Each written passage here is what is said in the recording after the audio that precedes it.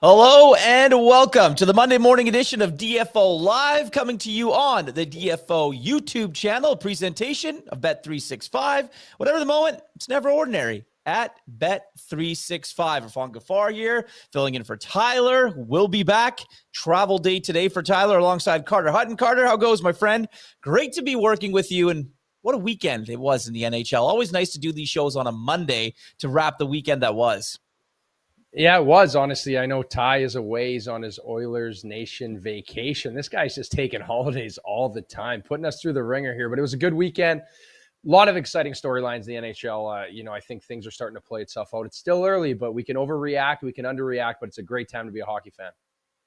Yeah, the one thing I do want to get to before we get into our all real topics right now is, when do we start to look at teams and say, okay, are you for real? Are you not for real? Are we just kind of still tipping the iceberg on that right now? I think for a lot of teams, that template has always been like American Thanksgiving, where if you're in the hunt and you're for real, you really need to start processing where you're at and what you might need if you're falling behind. Because being behind, it's really hard to catch up. But that being said, I remember I was on the first place Buffalo Sabres at American Thanksgiving, and we missed the playoffs by a long shot. So that's kind of the template where you want to start. But I think rolling into December, late into November, it's a big month. So I don't think you can really fall out of the race completely, but it's good to be in the hunt by that point. All right, let's get into a couple of these topics and things that we wanted to talk about, because the weekend that was in the NHL was something spectacular. There were a lot of performances left, right, and center that, left people kind of scratching their head a little bit. And we'll start with the man of the weekend. So I'll turn it over to you. Who impressed you and why did they the most this weekend, Carter? Last weekend it was Mitch Marner for me with his start at home for Vegas. And I kind of mentioned Nick Schmaltz last weekend, just where he was at. And, he's a guy for this Utah Mammoth who doesn't really fall in the line of, his contract's going to expire. He's a veteran player. He's played over 500 games. He's been very good. He's versatile. He can score in shootouts. He can penalty kill. But he is having a run right now. He's got 16 points in 10 games. And again, on the weekend, he was rock solid. Now, they had back-to-back games in the Central Division against the Minnesota Wild, and then they had to go on the road, and then on the road against the Winnipeg Jets. These are huge games for this Utah Mammoth team, a team that, again, they still get a bit of a leash. Expectations are higher. I think Bill Armstrong has done a great job of building this team and stockpiling picks and, making that Sergachev deal and then the JJ Peterka deal. And then they fall into Vejmelka, who's obviously been their rock-solid goalie. But Nick Schmaltz is kind of that bubble guy. Like, what is Nick Schmaltz? Right now, he is their leader. He has been a big difference maker. So for me, he's my man of the weekend, and I look for him to stay hot. It's a contract year. He's got to get it done. So we were chatting before the show started. I don't know where they go with him, if they re-sign him, or he is a guy that just almost becomes a rental for them. If they're out by the time the playoffs come around, they can maybe move him for value. But he is a leader. He is a guy in the room that can demand success, and it's nice to see him off to such a good start. Nick Schmaltz, is going to get paid in a contract season. My favorite storylines in the NHL to watch are the guys on contract years, because here in Vancouver, where I am, Kiefer Sherwood obviously off to a fantastic start. You see a guy like Calle Jarnkrok with the Toronto Maple Leafs. He started off pretty well there, and obviously Nick Schmaltz doing what he's doing in Utah. This guy who's had some big contracts is my man of the week, Nikita Kucherov. Yeah, really wild and off the board for this one. But anyways, he becomes the fourth fastest player born outside of North America to reach the 1,000-point milestone.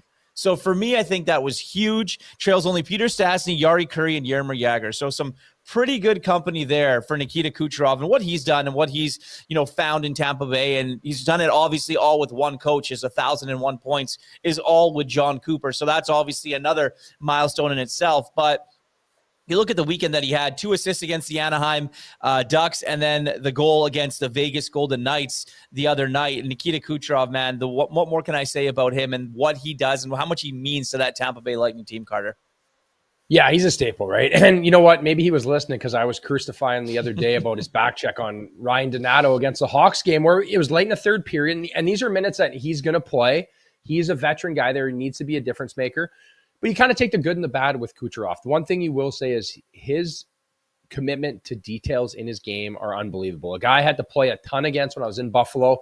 He's so nifty and he draws so much attention. It's what he can do away from the puck to just create chaos and worry for the defenders. And you see it firsthand. So it's been impressive to watch. And again, a guy, if this Tampa Bay team needs to get rolling, you're going to have to see him on the score sheet all the time, which we've been seeing a lot here in the last 4 games as he's on a 4-game point streak here. Speaking of heaters, a couple of teams have been on some pretty good ones here over the last little while. And let's start with the New Jersey Devils, because there's 2 teams that I do want to talk about. Well, we'll start with the Devils. I want you to convince me why they're going to either continue this or be able to remain consistent through their play. You know what? I had a chance to watch their game against the Leafs. Ty and I were there, and we were enjoying a few cocktails. So I wasn't too cross-eyed. I think I was more dialed in. I was in that sweet spot of enjoying the game and, having clarity, watching them play. It's the way they defend. It's the way they defend. I think Sheldon Keefe has these guys playing a better brand of hockey, and I think Sheldon Keefe as a coach, his maturity from going from Toronto, playing that north-south game where it's just run and gun.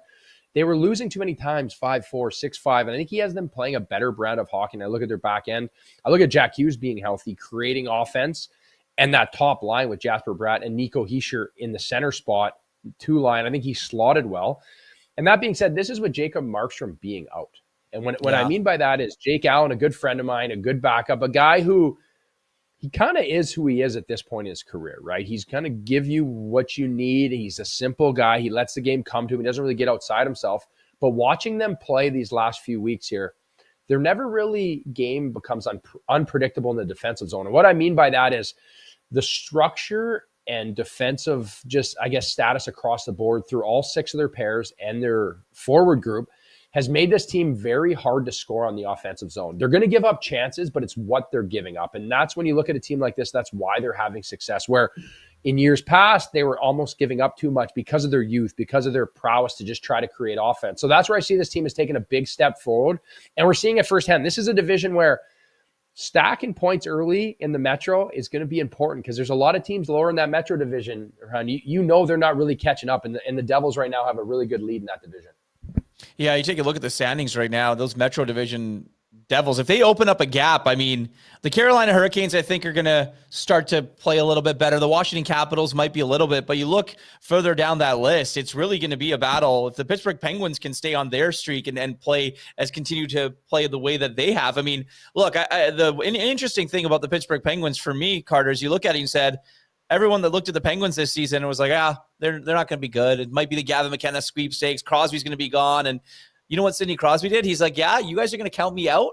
And Malkin and Letang and that group saying, you guys are counting us out? Absolutely not. So good for the Penguins to do what they're doing. But I want to switch things over to the Central Division because another team that's been on an absolute heater, and we talked about one of the players on this roster, has been the Utah Mammoth. Is this sustainable? That's my question to you. You know what? I honestly think it is. I think the way that they built this team, and what I do respect is the way I talked about Bill Armstrong earlier. I think Andre Tournier as a head coach does a very good job of, we had Nick Olczyk on the other day from Utah, Rinkside reporter. He's in, just the way that Bear, that's his nickname. I had a chance to play with him in Arizona, and I actually recall doing these personality tests where they actually test your personality when I was in Arizona and now in Utah, where they figure out what players need. So it's kind of that new age coaching where not one shoe doesn't fit all kind of thing. So I think they've done a good job of building that. And now that he has that relationship with players, starting to lean on guys a little more. And again, you add in the veterans that they have. You talk about, Clayton Keller and Nick Schmaltz we spoke of. But now you have that one top line. We have Gunther, Cooley, and JJ Peterka, who have a ton of energy. They're responsible. They create a lot of offense through their defense. But now you bump guys down the lineup. And I think that's really important. Like Lawson Krause is on your third line. He's playing in a better slotted role where he can use his body, be a little more physical. Maybe it shrinks his minutes a bit. And that being said, now all of a sudden you have more of a valuable team of guys that know their role. They're slotted better. I think the maturity in their back end is where they're at. And then their goaltending. Karel Vejmelka has been unbelievable this year. And then you get these back-to-back games where you look at obviously Vanasak played yesterday in Winnipeg, but he comes in and he's a mature guy who's been in the starting role. You have 2 Czech goalies who are friends, and in a compressed schedule, we were chatting about this, you need your backup to be really good because the teams that aren't getting good backup goalies, it's really killing them in the standings right now. From those standings that we saw in the Central Division, teams that are on heaters, obviously the Mammoth, the Colorado Avalanche are playing well, the Winnipeg Jets. We all know that they quietly do it in Winnipeg, but I want to take a look at the teams at the bottom there. You see the Minnesota Wild, you see the St. Louis Blues. My question, and I guess the general talking point around them, is who worries you more between those two teams? Like, are the St. Louis Blues going to kind of turn things around like they have in the past? And the Minnesota Wild, everyone knows what they did signing Kaprizov to that monster contract, but they haven't even gotten off to the season to start that they wanted to either. Yeah, I think right now, looking at this, maybe I trust St. Louis a little more because they've been in this spot before, and they're a team that can generate offense. You have Jordan Binnington, and you have Joel Hofer, who's been a very good backup goalie, who's off to a tough start right now for the St. Louis Blues in his last few starts. He hasn't been able to save much. His save percentage is so low. He's just not really creating any energy when you look at the comparison in goaltending. And Binnington numbers aren't great by any means, but he's a guy that's going to be a workhorse in a compressed schedule. But when you're looking at over 6 goals against for Joel Hofer, it becomes a mental psyche for these teams, right? And I think for the St. Louis Blues, with his past of how good he can be, they can make the turnaround. So my worry when I circle back to the Minnesota Wild is the fact that their backup is a first-round pick who hasn't really played in the NHL, and you have Philip Gustafsson, who signed the big contract, who is your guy. And when we talk about Philip Gustafsson year after year, it's been Jekyll and Hyde, right? He has one good year, one bad year, and he's coming off a great year. Now they give him the contract, and he's your guy, and he's been solid for them so far, right? His record doesn't necessarily show, I think, how well he has played. But when you talk about the backup in Jesper Wallstedt, when he's not able to go in there and provide you support and provide you good minutes, and again, they've given him good starts, right? He has his one win was against the LA Kings where he played well, and his other 2 losses were against the Sharks and against the Philadelphia Flyers. So they're trying to give him protected starts. So my worry is, now Philip Gustafsson is going to be a goalie for Team Sweden. So now how many games do you run him dry as you try to keep pace in the Central? And if you can't play your backup goalie, how long do they sit and wait until they go and get a veteran guy from somewhere that can be a bit of a stopgap to give Wallstedt a chance to go play more in the minors? How much of the compressed schedule in the Olympic year is making it difficult or more difficult to manage your goaltending now, do you think? Because like with scheduled starts and things like that, and maybe a guy like, Binnington not playing too much because, he's going to be on the team, on Team Canada. And you mentioned Gustafsson as well for Team Sweden. So for coaching and for even the goalies, just being ready to play, how difficult do you think that kind of adjustment has been? Well, I think it's strategic to what team you're on too and what position you're in. So when I say that, you look at Utah, right? Where Kucherov, probably a Czechia goalie, a chance to play. Lucas Dostal's probably the guy. But if you're the Utah Mammoth, I am not worried about burning him out, because the goal is to get to the playoffs. So if we got to burn him out and run him high and dry, who cares? But then when you talk about some other teams where Jordan Binnington, maybe he plays a bit, the St. Louis Blues don't have the same amount of pressure, where Winnipeg Jets would probably be the best example. Now it's okay, Hellebuck's going to be the goalie for Team USA, whether he starts or he doesn't start. How do we strategically set him up? Because you can't really see the Winnipeg Jets missing the playoffs. So now it's we can space his starts out. We can be strategic, because instead of getting that nice Olympic break off to rest and recover and be ready to go, he's going to have to play minutes. So it's more strategic to what the team's needs are and the demand for teams to hold a standard to try to make the playoffs. Or if you are a team that is, a dog, you're getting in the playoffs, make sure you're ready to go. You don't want to burn them out beforehand. Yeah, and I think it's interesting too. You mentioned USA with Ottinger. It's same thing here. I'm in Vancouver, and you see Thatcher Demko on most nights as well. And if he's healthy, there's going to be a different mix in there. But he's the most important player right now, other than Quinn Hughes for the Vancouver Canucks. So that guy's going to probably be ridden a lot as well. From goalies to rookies, one of my favorite things in the National Hockey League is getting to see rookies play and make their debuts. And now we are seeing rookies making instant impact. Rookies that are going and showing out. You have Matthew Schaefer doing historic things. You have guys like Michael Misa, obviously scoring his first NHL goal. Ivan Demidov, who I just saw here in Vancouver with the Montreal Canadiens, basically single-handedly brought his team back and won that hockey game. Nice to see. Great for the league. What's impressed you most about some of these kids that we're seeing make the jump but stay in the NHL? I think just the confidence in kids nowadays, jumping up and getting to the league. It's funny circling back on the old generation is when you made the NHL or you're trying to make it, you almost walked on eggshells a little bit. You just were in there. You didn't want to rock the boat, where these younger guys have so much confidence and they come in and their skill follows with it, right? Their skating ability and the way they can play. And Michael Mace's been a great example of that. He's played so well so far for a team. It's a good situation to come into where you take your bumps and bruises a little bit under the spotlight, where expectations aren't high, and you can come in and just play into that role with a bunch of cast of young, great players. So he's been a great story. I think Macklin Celebrini's been unreal. Will Smith. And then there's Ivan Demidov, what he's been able to do in Montreal. When you turn on a Montreal Canadiens game, does it not feel like the speed just gets cranked right up? Yeah. Like it's so fun to watch. With him and Hutton, I watched a clip the other week of, they must have the puck in the offensive zone for a minute and a half, and they were just putting the team through the paces and what he brings and the confidence. Now you pair that with the crowd, with the expectations, with the energy, with Martin St. Louis, being a great player's coach as a younger guy, not far removed from the game. That's a dangerous dynamic. And these young kids, the skill is unbelievable, but I think the confidence is what impresses me most. Yeah, and it's crazy because a lot of these guys not only are talking the talk, but then they go out there and they're walking it on the ice as well. Like, if the confidence, maybe a little bit of arrogance, maybe a little bit of swagger, but you need to have that. And if you are backing it up, obviously great things are happening for some of these guys. Time for us to get to our big statement, brought to you by Uber Eats. Uber Eats is enabling fans to maximize their fandom all season long with exclusive game day deals on the app. From game day eats to proper plates and napkins if you're hosting, to all the ingredients to make your favorite game day dip before, during, and after. It's all about Uber Eats. And Uber Eats is assisting every fan's hockey experience all season long.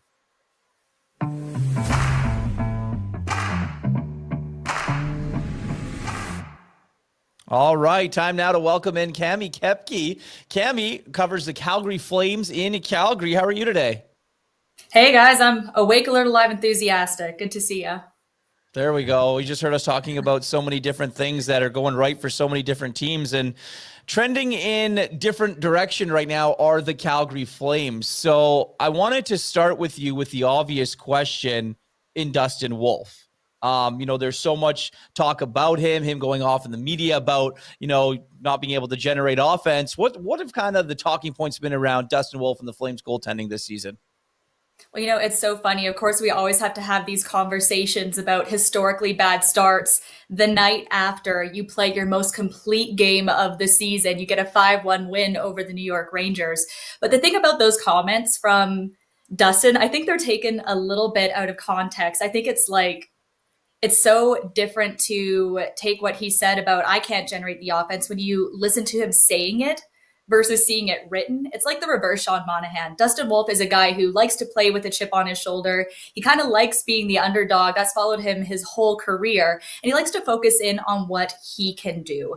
And I mean, Mike Gould and I were joking last night on Afterburner that Murray Edwards doesn't pay Dustin Wolf to watch hockey, pays him to play it. And he's literally played more hockey than anyone else in the NHL this season. And maybe he hasn't been able to get the wins, but it's going to be a season where you're going to need to disregard the stat line a little bit because he has been the Flames' best player more nights than not. And I think last night was a great example of that, where he turns aside 29 of 30 shots and makes some really key saves when he wasn't facing a lot of volume. He came up with some of his best stuff after an intermission where you're sitting around, after a first period where you only faced 5 shots. So Dustin Wolf is kind of still the guiding light in Calgary, despite what the standings show. Yeah, rightfully so, right? He's played a ton of games. He's been very good for them. And Cooley has come in and he's played well. That game in Utah, he was electric. He played so well. Is there a chance where we start to see him a bit more as he starts to gain the trust of the coaching staff? That being said, Dustin Wolf's got to be good when he's in there, but you need 2 goalies, especially with the compressed schedule this year.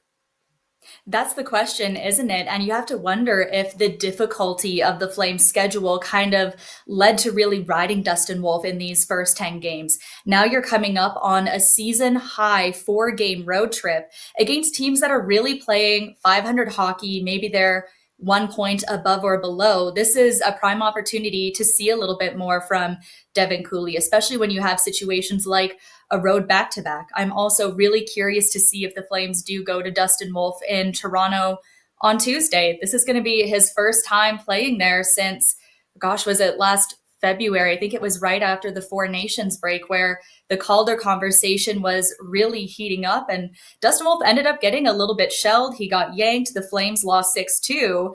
So it's like, do you kind of give Devin Cooley this one, or do you give Dustin Wolf a chance to absolve some demons there? Yeah, it's going to be interesting to see. Oh, sorry. Go ahead, Carter. No, I think that you're right, though. Sometimes if he is your guy, you have to give him the chance to just get in there and mix it up and just have a chance to redeem himself, which is so important. Now, that being said, like Coronato, scratched, big contract, where he's at, when does he get the chance to be back in there? Like, because again, this is a team that's, they're kind of in the middle, right? Is it a rebuild? Are they trying to contend? I think last year threw everybody for a ringer that they were so close to the playoffs.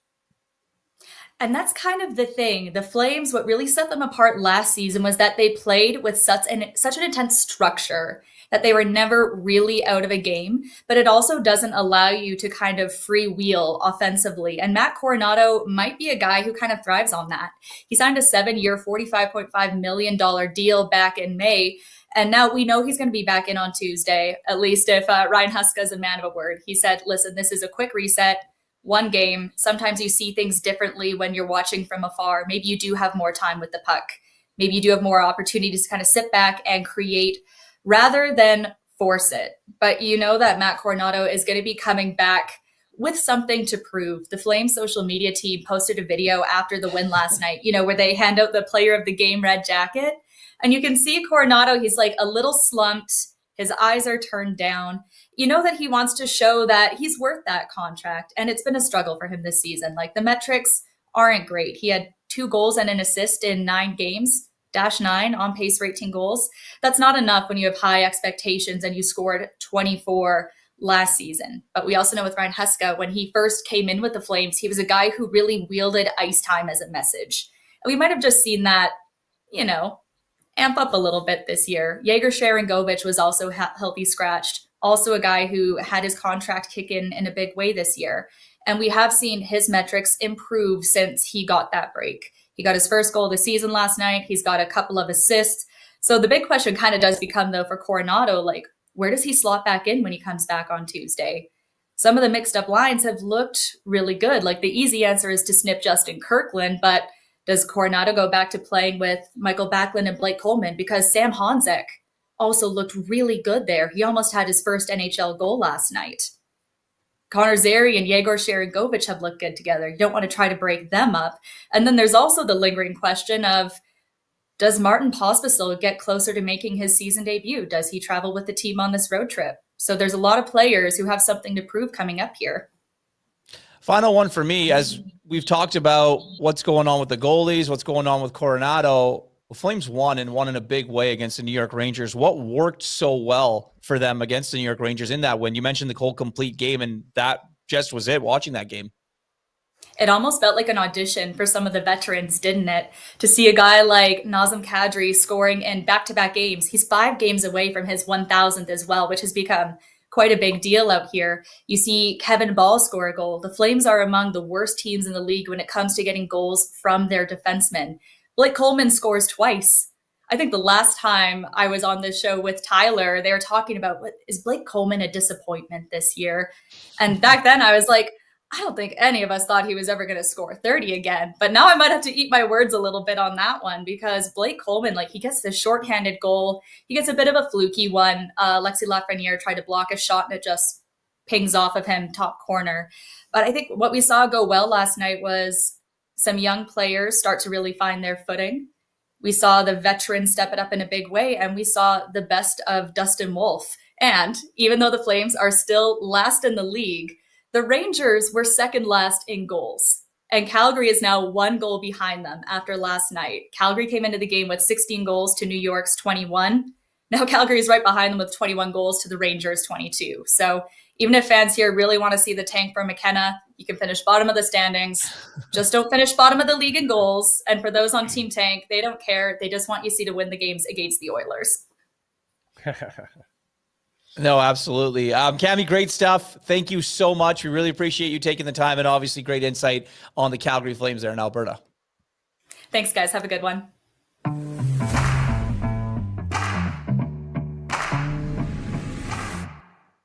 Carter, a lot of interesting stuff to talk about with the Calgary Flames and which direction they're going, whether it's the right direction or whether, as Cami just mentioned, tank for Gavin McKenna and see what happens there. But let's kind of want to get to our Ask DFO segment a little bit, because one of them here, which team will trade for Kadri? Now, Cami talked about how Kadri is going to play in his 1,000th game pretty soon here, and I think there's some big plans, obviously, in Calgary, and he's got big plans for it as well. But after that happens and that hits, you have to think that there's going to be some teams out there. He's got a 13-team no-trade list that are going to be looking for the services of Nazem Kadri. Yeah, adding depth and the way that he can play, this is a copycat league. Let's be totally honest. Does he not fit the Florida Panthers mold, the style that they've played to win a Stanley Cup? So not that he's going to go to the Florida Panthers or be a trade there, but he is a guy that you need come playoff time. So they're going to hold a lot of value here. And again, I feel like Dustin Wolf last year, like, really messed up the transition of this Calgary Flames team. Like, he came in and played so well. And I know we touched on this a lot last year, just, working on this side of it. People weren't necessarily happy the situation that the Calgary Flames were in, where it was almost like, why are we going to play to miss the playoffs by one, like in 8th place, 9th place, and just be short of catching it, where you'd rather miss by a bunch and get some better picks and grow. So again, I think they're still not ready. I feel like Kadri is a guy that's going to get moved out. And I could see him going to a place like Winnipeg.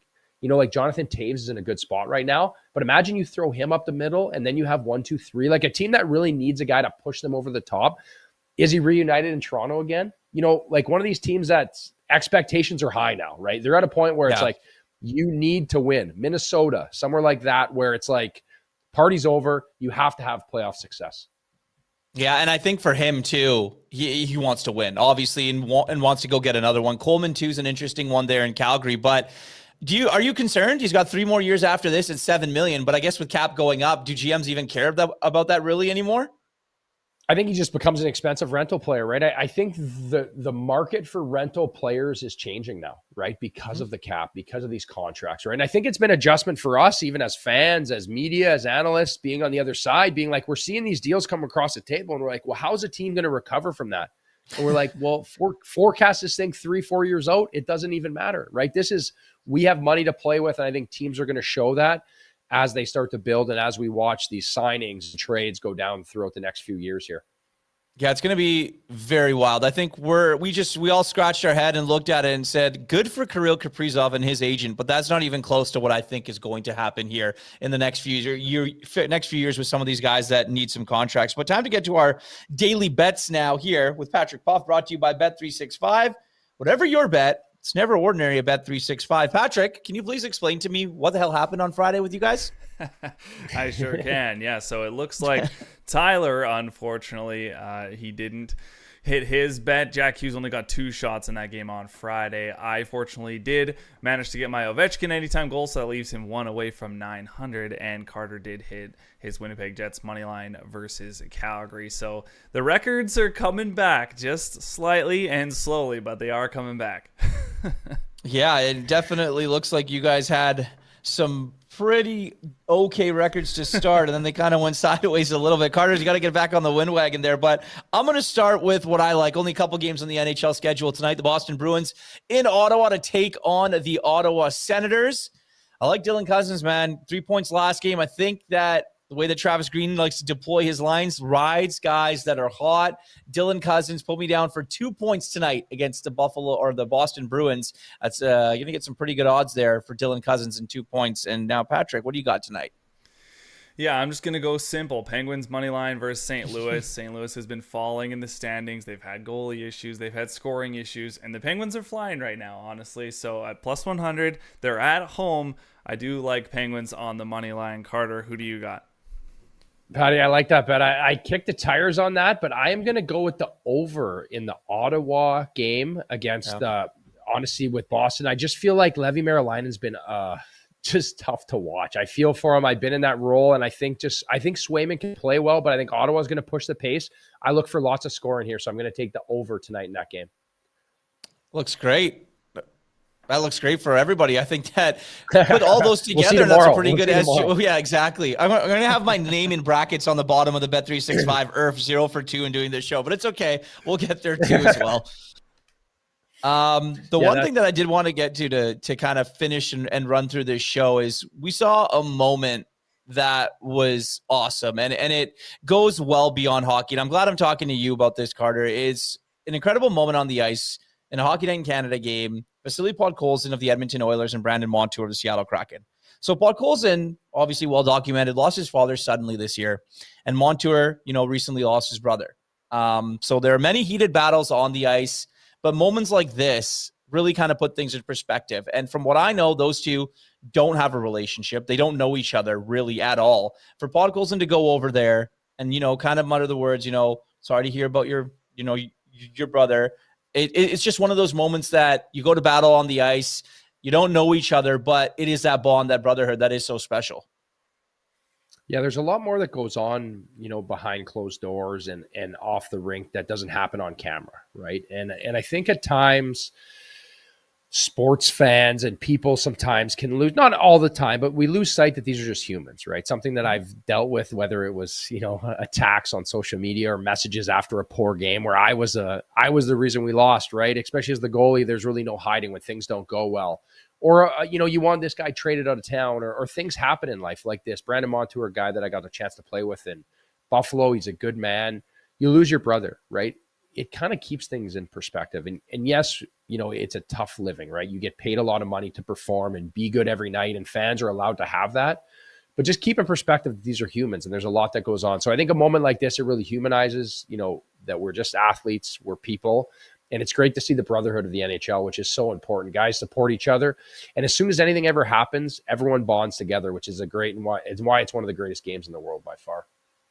Absolutely. Well said. Couldn't have said it better, obviously. And you're someone that has been in the trenches with a lot of these guys and kind of know what happens behind the scenes, in the media. You're on the other side of it now, but you've been in it. So you kind of know what's going on left, right, and center on the daily. So just to kind of know and see those stories. Anything else from this weekend catch your eye or something that you want to get off your chest as we are here and finishing us up in garbage time?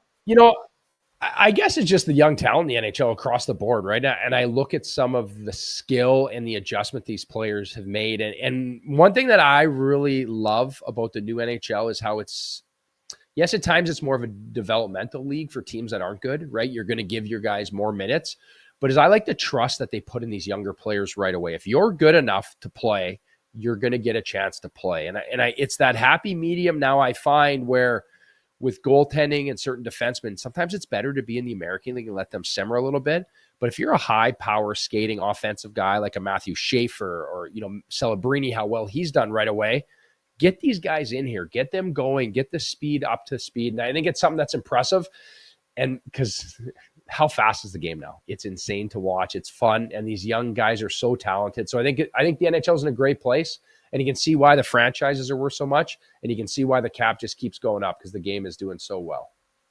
My favorite 3 words in covering hockey now and being around it is cap going up, because it's one of the things that we're just going to talk about forever. But Carter, man, this was awesome. I really appreciate you having me on, filling in for Tyler. I assume he's going to be back. You guys will be rocking this all week for the rest of the week. Blue Jays and Dodgers tonight. So I'm sure you guys will be paying quite a lot of attention to that one as well. But appreciate you having me on, man. No problem. It was great leading the way. You make it easy for me, just like Ty does. So thanks again, and we'll be back tomorrow, guys, with the normal show.